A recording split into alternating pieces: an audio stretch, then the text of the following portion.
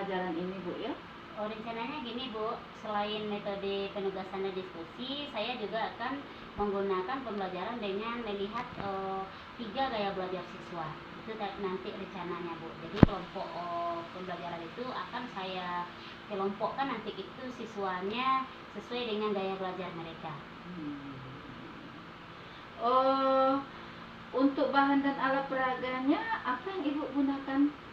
Bahan dan alat peraganya selain LKPD, saya juga menggunakan untuk tugas kelompok itu karena nanti dia ada yang kelompok kinestetik.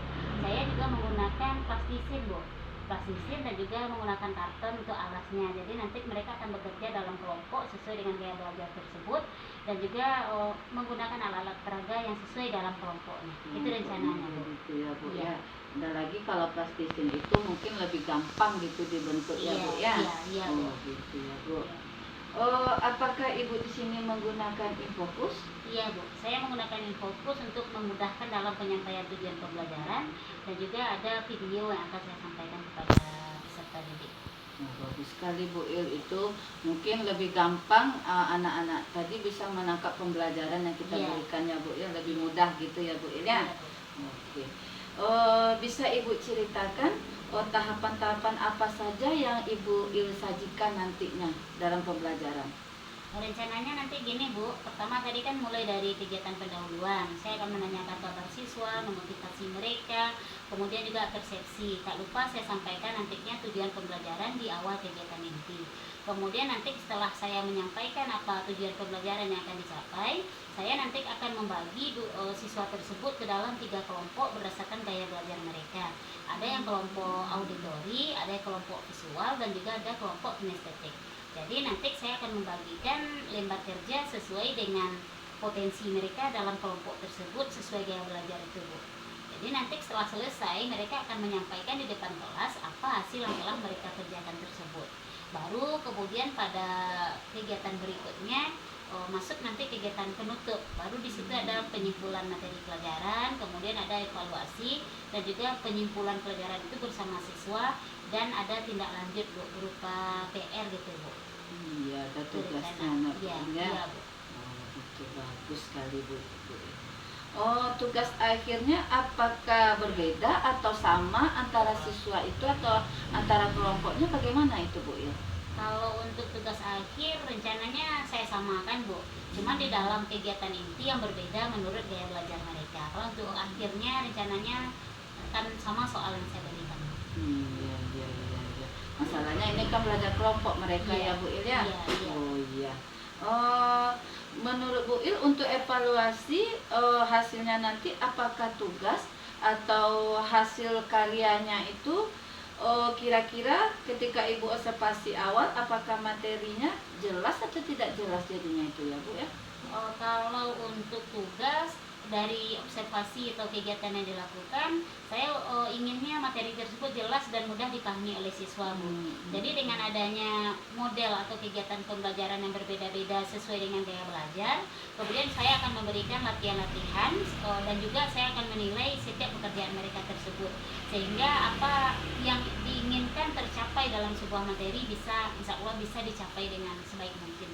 Nah lagi itu bisa motivasi bagi siswa kita ya Bu. Iya, hasilnya apakah dia puas atau tidak puas dari evaluasi tadi begitu ya Bu ya? Oh iya. Kompetensi apa yang bisa diberikan ke siswa setelah diberi pembelajaran oleh Ibu yang sesuai dengan harapan Ibu? Kalau kompetensi tentunya yang pertama sekali kita ingin peserta didik itu istilahnya nanti mencapai apa tujuan pembelajaran yang kita inginkan. Seperti tadi saya kan ingin dalam materi ini ingin siswa itu bisa memahami organ peredaran darah pada manusia dan fungsinya.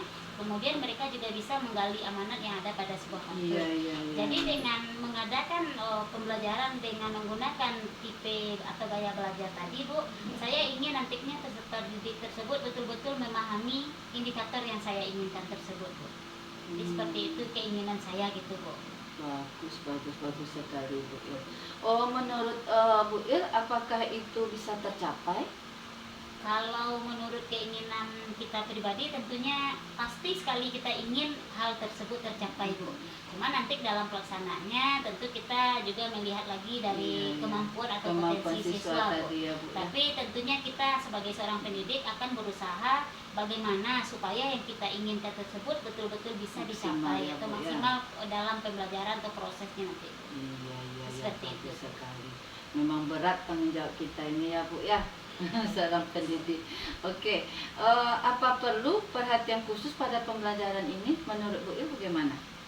Kalau perhatian khusus, kalau secara umum mungkin tidak ada Bu. Maksudnya dalam penyampaian materi ini kita kan istilahnya sudah melihat peserta didik kita secara keseluruhan gitu Bu. Cuma nanti kalau khususnya setelah evaluasi nanti kita lihat gitu Bu. Istilahnya apakah masih ada siswa itu yang nilainya agak di bawah atau di bawah KKM, mungkin nanti akan diadakan lagi remedi Bu. Nah, itu menurut saya seperti itu gitu Bu. Biar tahu lagi apakah anak-anak siswa didik kita itu apakah betul-betul paham dia tentang pembelajaran yang kita berikan, begitu ya Bu Il ya? Gitu. Iya, bagus Bu Il. Setelah penjelasan yang telah Ibu sampaikan, apa harapan Ibu dalam penerapan supervisi ini?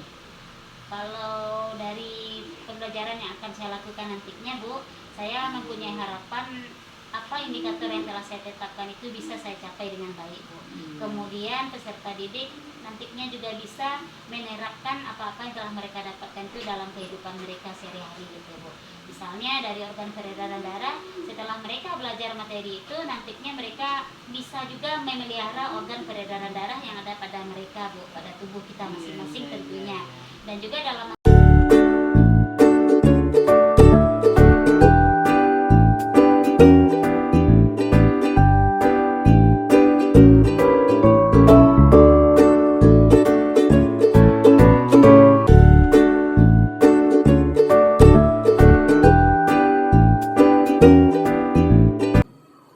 Assalamualaikum warahmatullahi wabarakatuh. Waalaikumsalam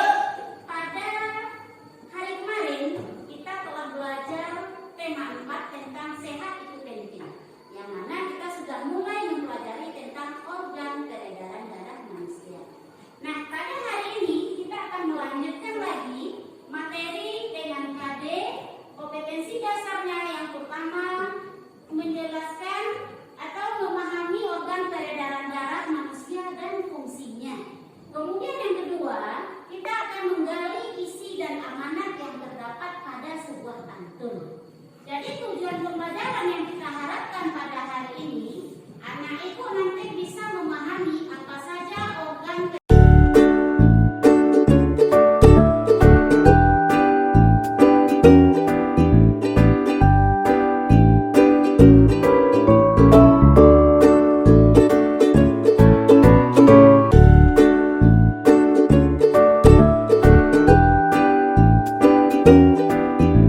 Assalamualaikum warahmatullahi wabarakatuh. Waalaikumsalam warahmatullahi wabarakatuh. Saya yang bernama Desmond Tazana, calon guru penggerak angkatan 9 dari SD 11 Pondok Batu, Kota Sawalunto. Saya ditemani oleh rekan sejawat saya, yaitu Ibu Ilmayanti, sebagai rekan sejawat yang telah saya observasi waktu berapa bulan yang lalu, dan kegiatan supervisi akademik. Dan saya di sini ditemani oleh Ibu PP yang bernama Ibu Uli Astuti, selaku pengajar praktek pendidikan CGP angkatan 9.